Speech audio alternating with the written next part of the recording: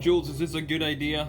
Jules, come here. I have a question. Hey, is this a good idea or is it just ridiculous?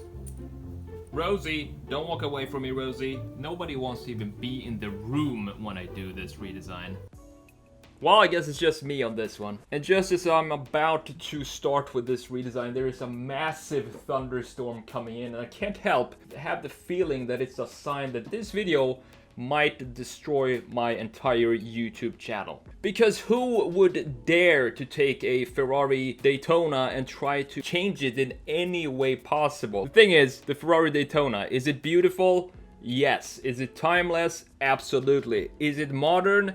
No. And that's exactly what we're going to be working on in this redesign. We're going to keep the beautiful shape of it, but we're going to add some details in this car, in the design, that's going to make it look like there's no way it could have been produced in the 60s. So what are these details that we're going to add to this redesign? Well, what makes it a Daytona, first of all? That's the first thing we gotta ask ourselves. So for me, let's just move this mic here so I can have my hand on the undo, because there's gonna be a lot of that in this video.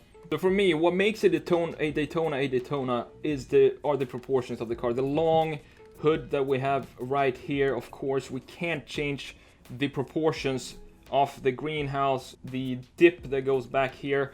But what makes it a Daytona specifically to me is this massive indicator at the side, and specifically the angle that goes down here. So it's angled this way. Instead of what most cars are using, kind of like a frowning graphic in the front, the Daytona uses a graphic in the opposite direction. And what I really like about it is that it follows the shape of the front fender. So we have these two lines here that goes like this, and then we have this indicator in between these two. It kind of reminds me a little bit of, now when I look at it, it reminds me of an Audi TT and the treatment that they made with the front and the rear lights.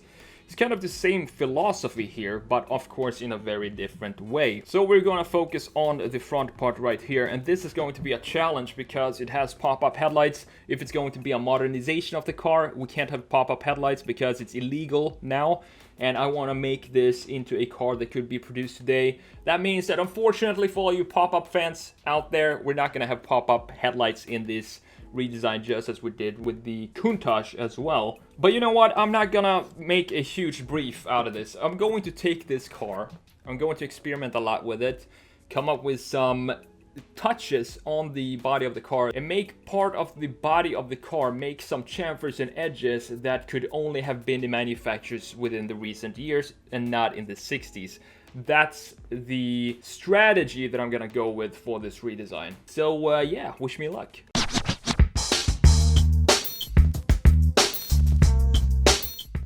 Now, before we jump into today's redesign, I want to take a minute to thank today's sponsor, which is Skillshare. For those of you who don't know, Skillshare is an online community with thousands of classes covering dozens of creative and entrepreneurial skills.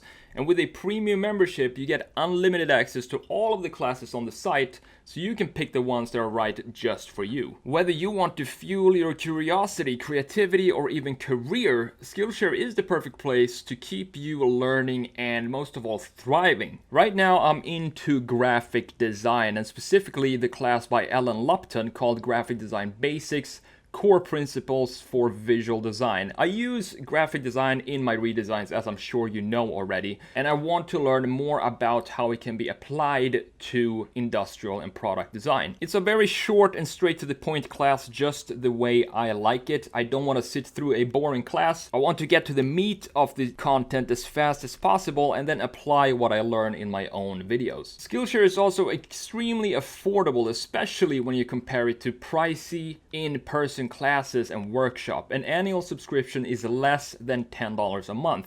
And because Skillshare is sponsoring this video right here, they want to give you, my audience, 2 months of free premium membership when you click the link in the description for this video. So go ahead and click the link below and sign up for your 2 free months of premium membership. There is literally nothing to lose, and you also support the channel when you do that. With that said, let's jump into the redesign. I don't think we've ever had a Ferrari redesign on the channel yet, so this would be the first one, and it's not like we're gonna ease into introducing the Ferrari brand on the channel with the Ferrari Daytona redesign. One of my favorite GT cars of all time. I love the styling and proportions of this car. It's just a beautiful looking car. Although a Pininfarina design, as with many previous Ferrari road cars styled by Leonardo Fioravanti, the 365 GTB4, which is the official name for the Daytona, was radically different, replacing the traditional rounded design with much more sharp-edge styling. I think that's one of the reasons why I'm really attracted to this design, because it shows something new, and to me the 60s was kind of the golden era when it comes to design. And this has some of the 60s, and then it transitions into some futuristic styling with the sharper edges. So it's a mix of both worlds, and that's what makes it so special. Early Daytonas featured fixed headlights behind an acrylic glass cover, although a new US safety regulation banning headlights behind the covers resulted in retractable pop-up twin headlights in 1971.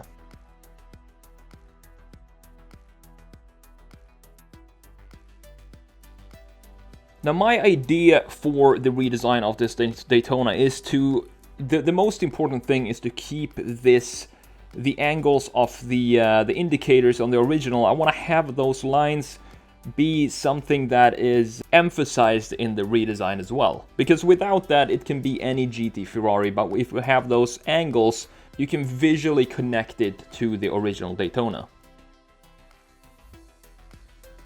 The hood itself, I took some inspiration from the beautiful 612 Scaglietti with the sharp fender lines that dips down to each corner of the front bumper. And to me, if you think about recent Ferrari design, to me I see a bunch of sheet metal folded on top of each other in different angles. And the space in between these sheet metals, that's where some interesting things happen, such as lights or air intakes or other design features of the car. So that's the inspiration I had when I was working on the front end of this car. This redesign of this Ferrari Daytona is the most challenging yet because of the front end. There aren't really any headlight design to work with, so I had to come up with something to connect back to the original but still make it recognizable as a Daytona when you first see it.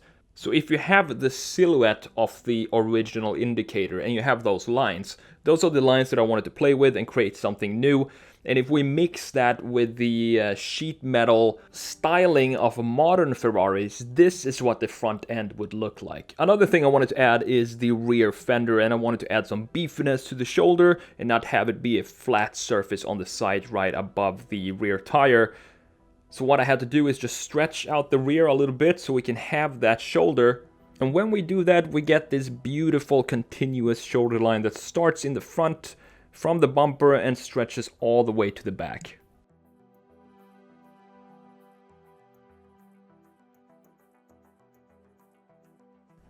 Now these wheels come straight off a Ferrari FF. I love these wheels, they're very simple and they're kind of timeless with the 5-spoke design. The only problem is that I had to paint in pretty much a big portion of the front wheel because it was lacking in the photo. So I got some paint practice in here as well, it's all good. But it definitely took a while to get this right. Now we're almost to the end of this redesign, the first Ferrari on the channel, and I'm really happy with this end result. Now all we gotta do is figure out how we want to design the headlights, because of course the car needs some headlights, and since the original had pop-up headlights, we're kind of free to do whatever we want here, and of course they need to be turned on because it looks a lot cooler than if the car was turned off. So here we turn them on and off so you can see how they look both ways. Now that I come to think about it, we've actually done a Ferrari on this channel before, and that was the SUV, but I don't know if you actually count that one because it's a new segment for Ferrari, so to me it doesn't really count, so I'm still gonna call this the first Ferrari on the channel. So there we go, that's the one-off 2020 Ferrari Daytona redesign, and of course I forgot the side mirror on the far side, so I gotta add that real quick. and then show you the final result. Thank you so much for spending a few minutes with me today. If you enjoyed this video, hit the like button and also make sure you subscribe and hit the notification bell. If you enjoyed these kind of videos, I'm gonna link all my playlist with all the makeovers we've done so far. It's probably over, I would say probably over 200 right now or something like that. So you have the weekend set. Thanks again to Skillshare for sponsoring this video. I'm the Sketch Monkey. Take care, and I will see you in the next video.